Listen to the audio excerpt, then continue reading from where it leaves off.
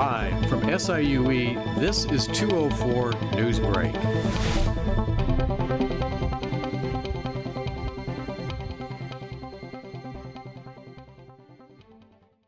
We're on the campus of Southern Illinois University, Edgefield in just a minute. But first, let's check in with Jasmine in the Weather Center for a quick weather update.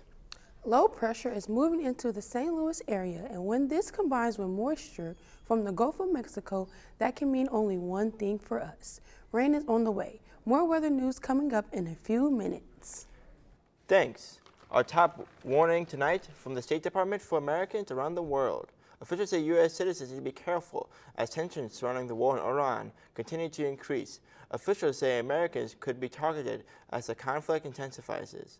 President Trump has issued an ultimatum to Iran to open up key oil shipping routes in the Persian Gulf. The war is raising concerns about global security, oil prices, and access to energy supplies. Meanwhile, Russia has launched one of its biggest drone attacks, hitting cities across Ukraine. Nearly 1,000 drones were used, targeting civilian areas and vital infrastructure.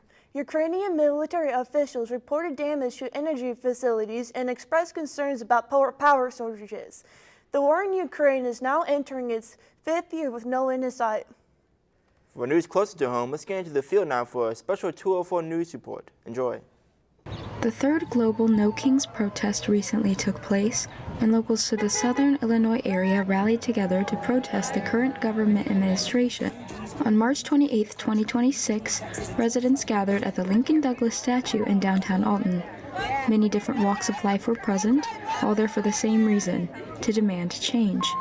I spoke with a mother and daughter who were in attendance, both wanting to see reform from their government. This is my second protest I've been to, and honestly, it really means a lot to me to see the community come together. The Department of Education is being gutted by our current government, and I think it's really important that we all get out here and support the cause of supporting education. For many, the No Kings protest was the first public protest they'd ever been a part of, finding this opportunity to be the right place and the right time to fight the system. You know, I was too young to stand up for it during the civil rights movement, so now is our time to do the right thing. The protesting doesn't end here, though. Local residents to the Alton-Godfrey area will continue their Sunday protests every week at Lincoln Douglas Square. Many say they will continue to do so until they see a change in their government. And that's Corinne Jones signing off for MC 204. If you are traveling this weekend, be ready for a long wait at the airport. The Transportation Safety Administration says the wait for airline passengers has reached an all-time high. The partial government shutdown is causing the delays as it drags on, with airport security workers going without a paycheck for weeks now. In the meantime, Congress is on a 2-week recess, which means no end to the shutdown is likely soon. Closer to home, SIUE Chancellor James Minor publicly criticized the school newspapers this week, accusing the Lesto of inaccurate reporting. Minor was not specific, but said in a letter to university leadership that he's disappointed by what he calls the newspaper's predictably poor, inaccurate, and incomplete reporting. The editorial in the Lesto calls Minor's accusations baseless and says the newspaper stands by its reporting. Still ahead, a look at the weather. The long-range forecast may surprise you when 204 Newsbreak continues.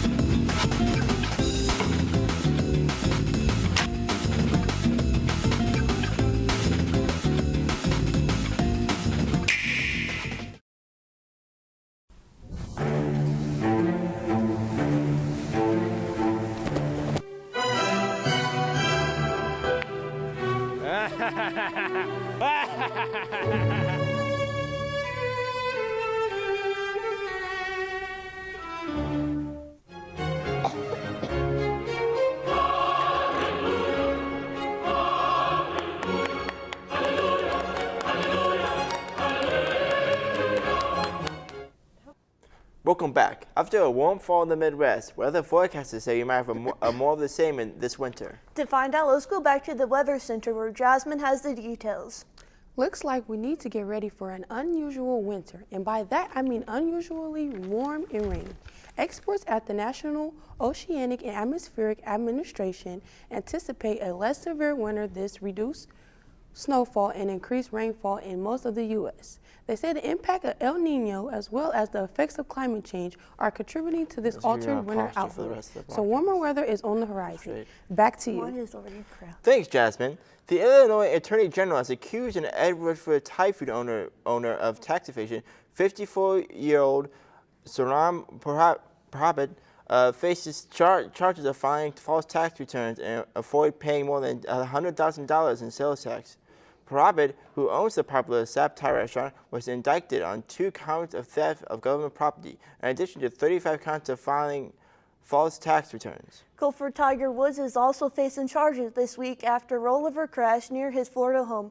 Police says Woods was attempting to pass a truck in a narrow road when his vehicle flipped. Woods and a passenger in his car were not hurt, but he was arrested on charges of drunk driving and refusing to submit to a blood test. Woods had been arrested previously in 2014 for driving under the influence of prescription drugs. Finally, our thoughts go out tonight to SIU music professor Manny Watts, who is recovering from a lightning strike on campus yesterday. When asked about his shocking experience, he responded, quote, "It really transformed my life. I'm a much more positive person now."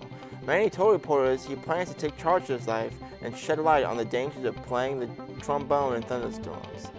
Watts' student says he's not only a great musician, but an excellent conductor as well. Well, that's it for 204 News Break. Hope your world is a better, less shocking, and safer place. We'll see you again tonight at 10. Good night, everyone.